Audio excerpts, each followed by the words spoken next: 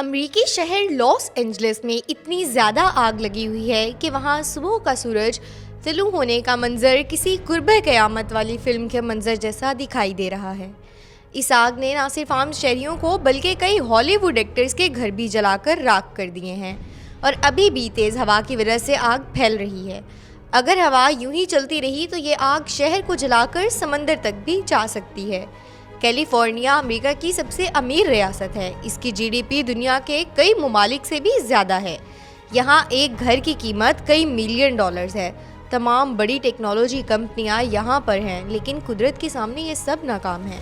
शहर की इंतज़ामिया की गलत पॉलिसियों की वजह से आज इस शहर में आग बुझाने के लिए पानी भी दस्तयाब नहीं। इस वक्त ये रियासत कुदरत के रहमो करम पर है कि किस तरह से हवा रुक जाए या इसकी सिमत शहर से बाहर की तरफ मुड़ जाए।